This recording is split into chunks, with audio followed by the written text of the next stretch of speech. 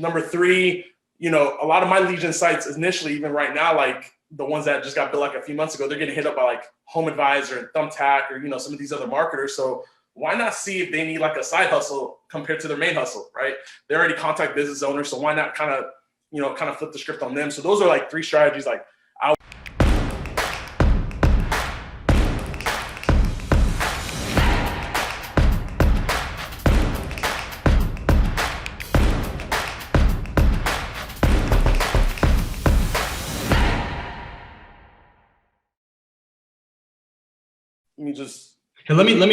give you this question that just came in.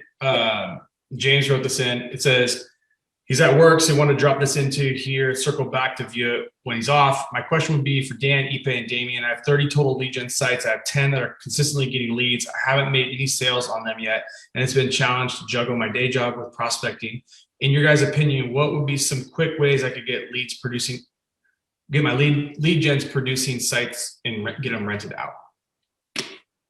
So one thing I would do, there's a few different strategies I would do with this. Number one, if you're short on time, then that's when like partnering up with someone in the group that wants to do sales is super key. Building that network and those relationships in the group.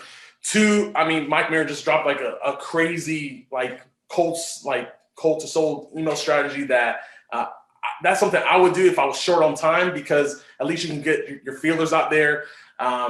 Number three, a lot of my lead gen sites initially, even right now, like the ones that just got built like a few months ago, they're getting hit up by like Home Advisor and Thumbtack or, some of these other marketers. So why not see if they need like a side hustle compared to their main hustle, right?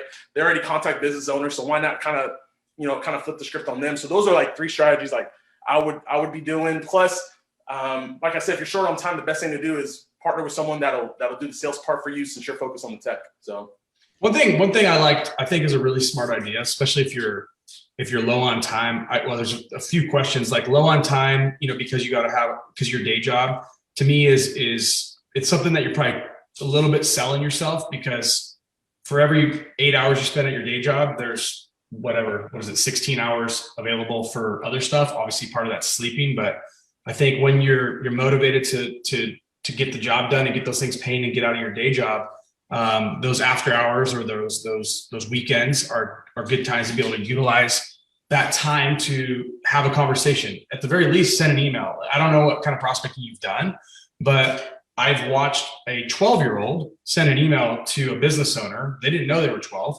And they said, look, I get all these calls. This is what I charge per call. If it's interesting to you, just shoot me an email back.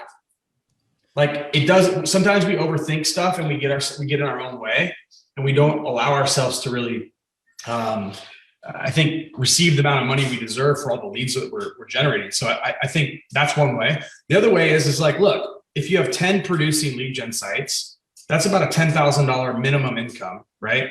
$7,500 to $10,000. So the question is would you give up 5,000 of that to someone else to go and sell it for you, since you don't have time?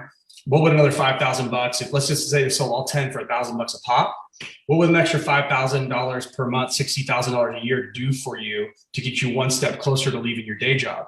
So I think a lot of people, what they do is when they get in business is they want to hold on to every last dollar. And I get it, trust me, but sometimes it's counterproductive. And you're missing out on some money that someone who does have an abundance of time, who maybe has the sales chops, such as like a Damian, maybe. Damian's amazing. He's done so many deals. It's like, reach out to someone like that. If you don't feel like you have the time, reach out to another leader in the group and say, hey, I'll split this deal with you if you can get it landed. There's a lot of hungry people that are really good and have a lot of time on their hands that could go out there and help you get these things landed. And you know what? After you get the first, number of them going, now you got some income coming in. Now life gets a lot easier when you just stacked on another $60,000 on your bottom line. And that's with sharing half of the deal. So I'm a big believer in partnerships, because teamwork makes the dream work. And we're only, every one of us is busy, whether it's in our day job or in our at-home day job or work from home day job, whichever one you're doing. So don't step over dollars to pick up quarters.